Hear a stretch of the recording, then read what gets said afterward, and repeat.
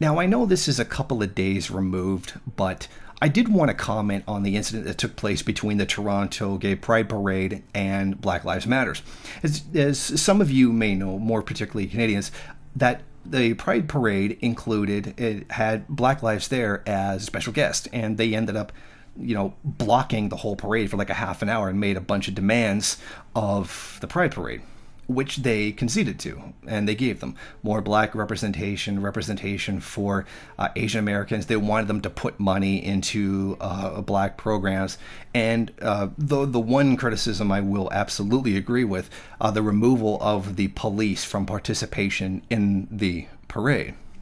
But I thought it was really interesting how you're seeing literally a clash of identities here.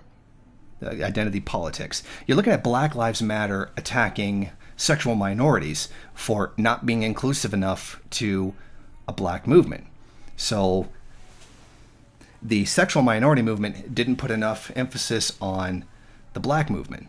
Does the black movement have enough emphasis on the sexual minority movement?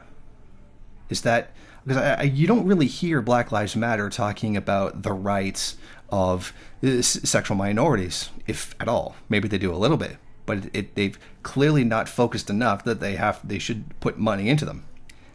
It's interesting watching two identity politics groups basically almost like sabotage each other and cause drama with each other for what is outside of the actual participation of the police not really worth it. It's almost like if we had some kind of movement that incorporated everybody into one struggle for liberation, rather than having a whole bunch of fractured groups based on identity. If only there was some liberating ideology that would help everyone. Like Marxism? So now you're starting to see perhaps a little bit of why identity politics is so completely nonsense and reactionary. So what do we see here? We see one identity politics group attacking another, saying that they don't include them enough. The Gay Pride Parade didn't focus on black people. So should Martin Luther King Day focus on gay people? See, that's what happens when you separate all these things into identities and not incorporate them into one positive struggle that will gain liberation for everybody. So I'm just sitting there watching, identity politics tear itself apart and ruin its own revolutionary potential. It's pretty funny. Guys, L2 Marxism.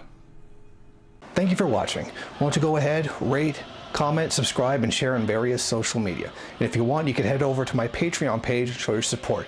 Or you could head over to the MRN bookstore and check out some of the latest books available.